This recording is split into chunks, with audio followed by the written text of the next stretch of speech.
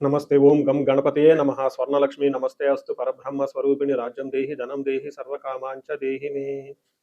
స్వర్ణలక్ష్మి అమ్మవారు ప్రతి ఒక్కరికి చక్కగా బ్రహ్మ జ్ఞానాన్ని ఇవ్వాలని, తద్వారా ప్రతి ఒక్కళ్ళు చక్కగా నవ్వుతూ హ్యాపీగా ప్రతి దాన్ని ఎంజాయ్ చేసే విధంగా ఉండాలని చెప్పేసి మనం అమ్మవారిని కోరుకుందాం. అంతేకాకుండా ప్రతి ఒక్కళ్ళకి చక్కగా రాజ్యం దేహి నాయకత్వ లక్షణాలని, ఒక అధికారాన్ని, పవర్ని, అథారిటీని అమ్మవారు ఇవ్వాలని, అలానే ధనం దేహి ప్రతి ఒక్కళ్ళకి విపరీతమైన ధనం ఇవ్వాలని, ఎక్కడుంటే అక్కడ ధనం ఉండాలని, ఆఫీసుల్లోనూ బ్యాంకుల్లోనూ ఇళ్లలోనూ ధనం శుభ్రంగా నింపుకొని ఉండాలని చెప్పేసి, అంతేకాకుండా సర్వకామార్థ సిద్ధి అనుకున్న పనులన్నీ అనుకున్న విధంగా అమ్మవారి ఇమ్మీడియట్లుగా నెరవేర్చే విధంగా మన అందరినీ ఆశీర్వదించాలని, అందరూ చక్కగా ఉండాలని చెప్పేసి అమ్మవారికి నమస్కారం చేసుకుంటూ, దానికి ముందుగా గణపతిని మనకి ధనాకర్షణ శక్తిని ప్రతి ఒక్కరికి ఇవ్వాలని చెప్పేసి మనం కోరుకుందాం. ఈరోజు టాపిక్ మనం చూసుకుంటే గురువు మారుతూ ఉన్నారు. ఎప్పుడు మారుతూ ఉన్నారు? జూన్ 2వ తారీఖున గురువు మారుతూ ఉన్నారు. అయితే ఏంటి, నాకు లాభం ఏంటి, గురువు మారితే ఏంటి, దానివల్ల నేను నాకు అసలు ఏంటి అని మనం ప్రతి ఒక్కళ్ళు ఆలోచించుకుంటూ ఉంటాం. గురువు వచ్చేటప్పటికి 5 రకాల 6 రకాల ముఖ్యమైన పనులు చేస్తూ ఉంటారు. గురువు చాలా రకాల పనులు చేస్తుంటారు. ముఖ్యమైనవి మన ఇండివిజువల్ లైఫ్లో మనకి ప్రభావం చూపించేది ఫస్ట్ వచ్చేటప్పటికి ధనం. ధన సంపాదనలో ఐశ్వర్యం కావాలంటే గురువు యొక్క అనుగ్రహం మనకు ఉండాలి. రెండోది సంతానం, పిల్లలు చక్కగా ఉండాలి, వాళ్ళు చదువుకోవాలంటే గురువు యొక్క అనుగ్రహం మనకు ఉండాలి. తర్వాత మనకి జ్ఞానం, అద్భుతమైన జ్ఞానం మనకు ఉండాలి.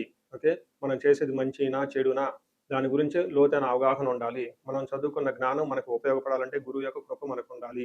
అంతేకాకుండా ధర్మచింతన, మనం ఫాలో అయ్యేది కరెక్ట్ మార్గంలో ఉన్నామా, లేదంటే సన్మార్గంలో ఉన్నామా, లేదంటే తెలవకుండా వేరే మార్గంలో ఉన్నామా, రాంగ్ గైడెన్స్లో ఉన్నామా, రాంగ్ ఇన్ఫ్లుయెన్స్తో ఉన్నామా, ఇలాంటి యొక్క అన్ని విషయాలు మనకి గురువు ద్వారానే తెలుస్తుంది. ధర్మచింతన అంటారు. అంతేకాకుండా దైవభక్తి, టీచింగ్, ఇలా రకరకాల విషయాల్లో బంగారం, జ్యువెలరీ మనకి ఎలా ఉంటుంది ఏంటి, ఇలా ముఖ్యమైన యొక్క అంశాలు ప్రతి ఒక్కళ్ళ జీవితంలో గురువు మారటం ద్వారా మనకు ప్రభావితం చేయబోతుంటుంది. ఇది అయితే ఈ గురువు మార్పులో ఇంకా 2-3 ముఖ్యమైన ఇంపార్టెంట్ పాయింట్లు తెలుసుకోవాలి. ఫస్ట్, గురువు మిథున రాశిలో నుంచి కర్కాటక రాశిలోకి మారుతూ ఉన్నారు. ప్రతి సంవత్సరం గురువు ఒక్క రాశిలో తిరుగుతూ ఉంటారు, సంచారం చేస్తూ ఉంటారు. మిథున రాశి సక్సెస్ఫుల్గా 1 ఇయర్ అంతా కంప్లీట్ చేసుకొని ఇప్పుడు వాళ్ళు కర్కాటక రాశిలోకి వెళ్తున్నారు. అయితే కర్కాటక రాశిలోకి 12 సంవత్సరాల తర్వాత వచ్చి ఉన్నారు కాబట్టి ఈ యొక్క కర్కాటక రాశిలో గురు సంచారం చాలా ముఖ్యమైనది. ఎందుకంటే కర్కాటక రాశిలో గురువు ఉచ్చ స్థానంలో ఉన్నారు. మంచి చక్కగా ఈ సంవత్సరం అంతా పిల్లలు ఎవరు పుట్టినా కానీ వాళ్ళకి గురువు జాతకంలో ఉచ్చ స్థానంలో ఉండి మంచి యోగ్యతను ఇస్తూ ఉంటారని మనం చెప్పుకోవచ్చు. సో ఈ ఈ యొక్క ఉచ్చ స్థానంలో ఉన్న గురువు సంపూర్ణమైన ఫలితాన్ని, చక్కటి ఫలితాన్ని ప్రతి ఒక్కరికి ఇస్తూ ఉంటారు. అయితే వాళ్ళ యొక్క ప్రభావం 12 మనుషుల మీద ఉంటుంది. ఈ మనుషులందరూ 12 రకాల రాశులుగా విభజించడం జరిగింది. కొన్ని రాశులకి, చాలా వరకు రాశులకి అనుకూలంగాను, కొన్ని రాశులకు ప్రతికూలంగాను, కొన్ని రాశులకి సామాన్యంగాను ఉండే అవకాశం ఉంటుంది.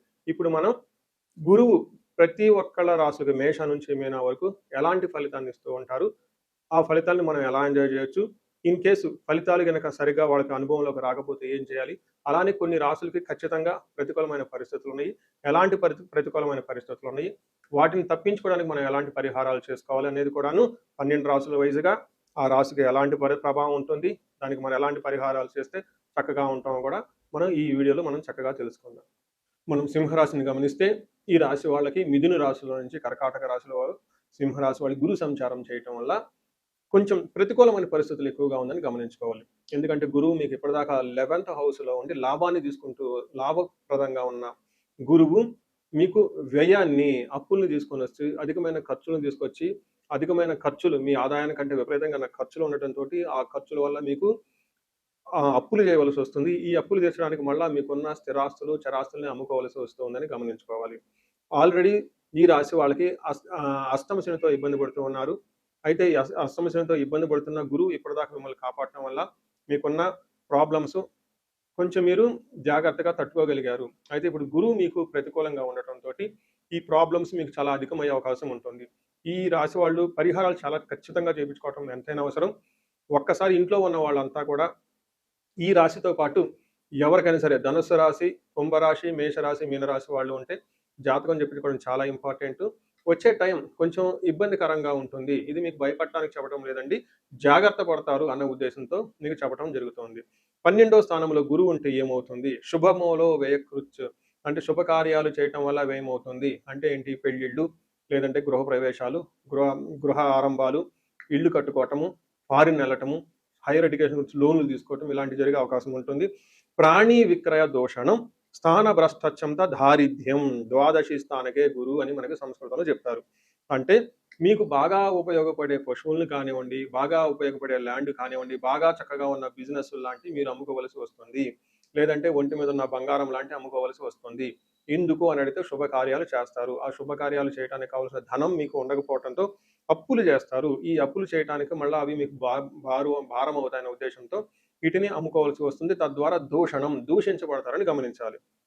ఇంతే గాకుండా మీకు స్థానభ్రష్టం అంటే ఉద్యోగంలో మీకు భంగం, అవమానాలు జరిగే అవకాశం ఎక్కువగా ఉంటుంది. కొంతమందికి జన్మ జాతకం సరిగా లేకపోతే ఉద్యోగాలు కోల్పోయే అవకాశం కూడా చాలా ఎక్కువగా ఉంటుంది. దారిద్ర్యము, అక్కడ మీకు అభివృద్ధి అనేది జరగకుండా మిమ్మల్ని బంధించబడినటువంటి పరిస్థితి ఉంటుంది కాబట్టి చాలా జాగ్రత్తగా ఈ రాశి వాళ్ళు చాలా ప్లాన్డ్‌గా ఉండాలి.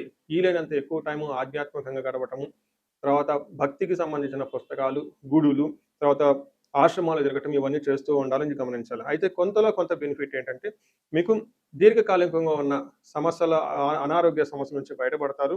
తర్వాత ఎవరైతే బాగా చదువుకోవాలి అనుకుంటున్నారో వాళ్ళకి చదువు బాగొస్తుంది. తర్వాత కంఫర్టబుల్‌గా చక్కగా లగ్జరీగా ఉండే అవకాశం కూడా చాలా ఉంటుంది. కార్లు ఇలాంటివైతే ఖచ్చితంగా కొంటారు. అయితే ఈ విషయంలో కొంచెం గమనించుకొని ఒక్కసారి ఎవరైనా గనక ప్రాబ్లమ్ అనిపిస్తే ఇండివిడ్యువల్ జాతకంగా మీరు ఒకసారి చూపించుకోవడం చాలా చాలా ముఖ్యం. ఈ రాశి వాళ్ళు పర్టిక్యులర్‌గా చూపించుకోవడం చాలా చాలా అవసరం. సో చూసారు గదా! గురువు ఈ రాశి వాళ్ళకి ఎలాంటి అనుకూల ప్రతికూలాలు తీసుకొనొస్తున్నారు, ఫలితాలు తీసుకొనొస్తున్నారు, అనుభవంలోకి రాబోతున్నాయో ఈ జూన్ నుంచి 2027 జూన్ వరకు, 2026 జూన్ నుంచి 2027 జూన్ వరకు ఎలాంటి ఫలితాలు ఉన్నారో మనం తెలుసుకుందాం. అయితే గురువు యొక్క అనుకూల ప్రభావం మన మీద ఉండటానికి మనం కొన్ని రకాల పరిహారాలను ఖచ్చితంగా చేసుకోవాల్సి ఉంటుంది. ఒకటి, గురువుకి సంపూర్ణ శాంతి పూజలు చేసుకోవాలి. సంపూర్ణ శాంతి పూజలు అంటే ఏంటి? చాలా మందికి అవగాహన ఉండదు. గురు గ్రహానికి మన శాస్త్రాల్లో, గ్రంథాల్లో ఏదైనా గనక ఒక గ్రహం మనకి సరిగా అనుకూలించకపోతే ఆ గుర ఆ యొక్క గ్రహం యొక్క ఆహ్, మనం ప్రతికూల పరిస్థితుల నుంచి అనుకూలంగా మార్చుకునే ప్రక్రియ ఉంటుంది. దీనికి పరిహారాలు అంటారు. మనకి శాస్త్రాలు ఏ విధంగా చెప్పారంటే గురువుకి జప సంఖ్య 16,000 సార్లు చేయాల్సి ఉంటుంది. అధిదేవత, ప్రత్యధి దేవత ఇంకొక 3,000, 2,000 సార్లు చేయాల్సి ఉంటుంది. సుమారుగా గురుగ్రహానికి ఇటు అటుగా ఒక 20,000 సార్లు జపం చేయాల్సి ఉంటుంది. అలానే గురుగ్రహానికి తర్పణం చేయాల్సి ఉంటుంది. గురుగ్రహానికి దానం చేయవలసి ఉంటుంది. గురుగ్రహానికి హోమం చేయవలసి ఉంటుంది.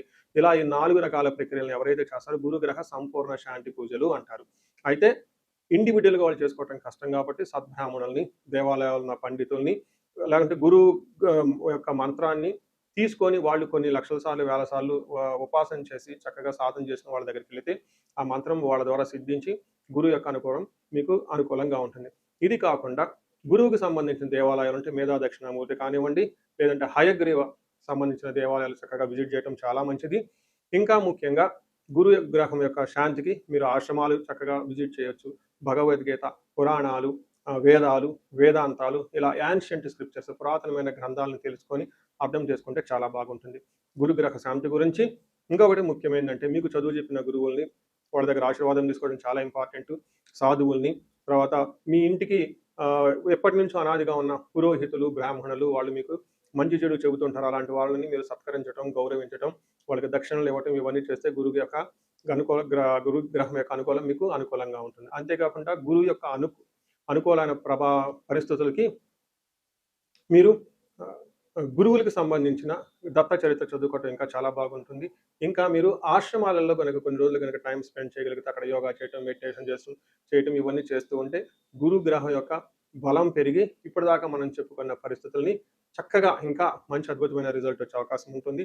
ఇన్ కేసు ప్రతికూలమైన పరిస్థితులు ఉన్నా గానీ ఆ ప్రతికూలమైన పరిస్థితులను అధిగమించి చక్కగా లైఫ్ అంతా ముందుకెళ్ళడానికి అంత అవకాశం ఉంటుంది. ఈ సంవత్సరం ఈ గురువు యొక్క కర్కాటక రాశిలో ఉన్నంత వరకు 12 రాసుల వారికి చక్కగా అష్టైశ్వర్యాలు కలగాలని, భోగభాగ్యాలు కలగాలని చెప్పేసి, చక్కగా ఉండాలని చెప్పేసి నేను కోరుకుంటున్నాను. నమస్తే.